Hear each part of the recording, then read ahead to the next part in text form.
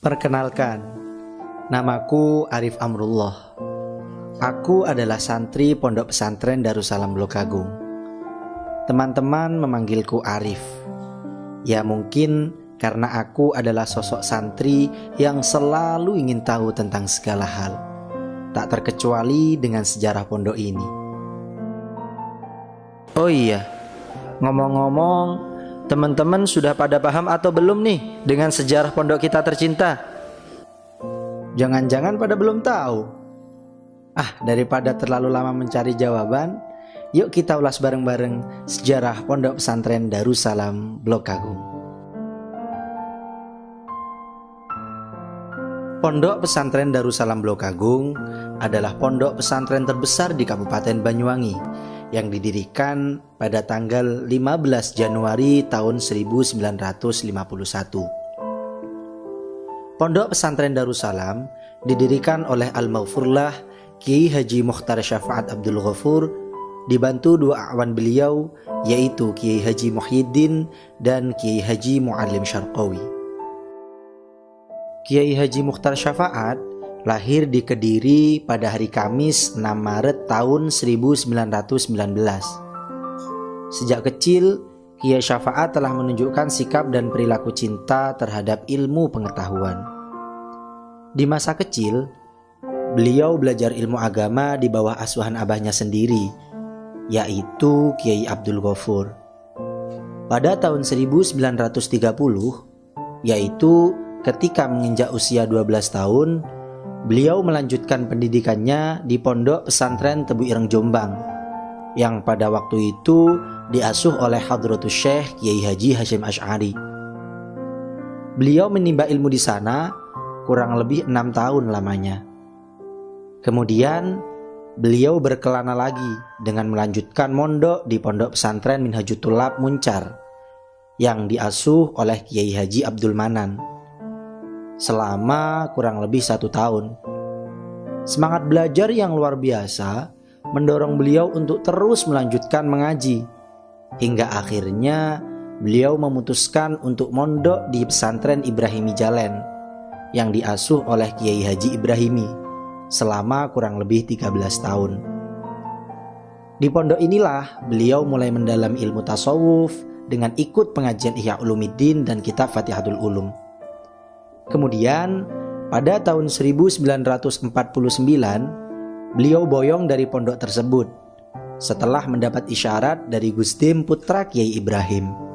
Setelah boyong, beliau menikah dengan Bunyai Hajah Maryam dan dikaruniai 10 putra serta 4 putri, yaitu Kiai Haji Ahmad Hisyam Syafaat, Kiai Haji Muhammad Hashim Syafaat, Kiai Haji Ahmad Kusyairi Syafaat, Agus Bahrul Ulum Syafaat, Agus Bahjatul Ulum Syafaat, Kiai Haji Afif Jauhari Syafaat, Bunyai Hajah Handariyatul Masrurah, Agus Abdullah Mashkur Syafaat, Bunyai Hajah Fatimatuz Zuhra, Kiai Haji Ali Mahfud Syafaat, Kiai Haji Abdul Khaliq Syafaat, Bunyai Maftahatul Khairiyah, Bunyai Hajah Nur Hamidah, dan Kiai Haji Ahmad Munib Syafaat.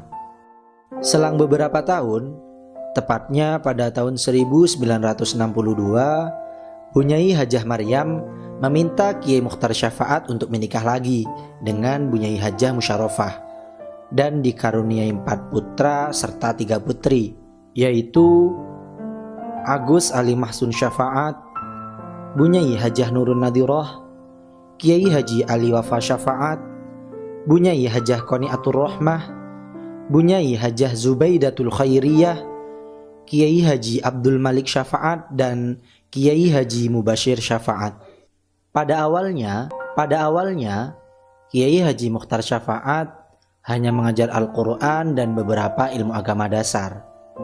Seiring bertambahnya santri yang ikut mengaji, akhirnya pada tahun 1951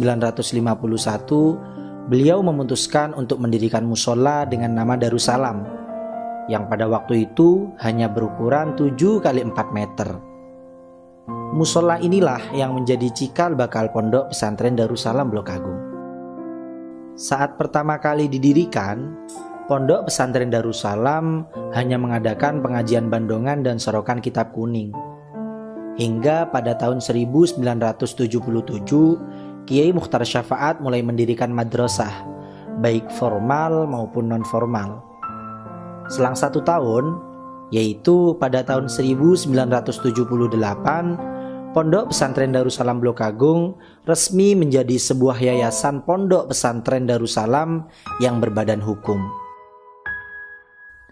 Asrama pertama yang didirikan di Pondok Pesantren Darussalam adalah Asrama Al-Hikmah, atau santri tempo dulu menyebutnya dengan Pondok Barat, dan Asrama Al-Ghazali yang dulunya masyhur dengan sebutan Asrama Kancil atau Pondok Etan. Kemudian, seiring bertambahnya santri yang menimba ilmu di Pondok Pesantren Darussalam Blok Agung, Mushola Darussalam direnovasi menjadi masjid yang besar nan megah.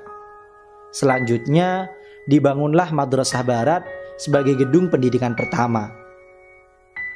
Menurut sebagian sumber, sebelum dibangun menjadi 3 lantai seperti sekarang ini, Madrasah Barat dulunya hanya 2 lantai loh. Dan lantainya bukan terbuat dari beton, melainkan dari sirap kayu yang mudah rapuh. Namun, aku yakin semangat santri dulu kuat dan kokoh serta tidak gampang rapuh seperti kayu. Kalau santri sekarang mah semua bangunan sudah pakai beton. Ya, semoga saja semangat kita semua juga kuat dan kokoh layaknya beton tersebut. Amin. Kamis 31 Januari 1991. Bumi Blok Agung berduka. Kiai Mukhtar Syafaat Abdul Ghafur, pendiri Pondok Pesantren Darussalam Blok Agung, dipanggil oleh Allah Subhanahu wa Ta'ala untuk menghadapnya.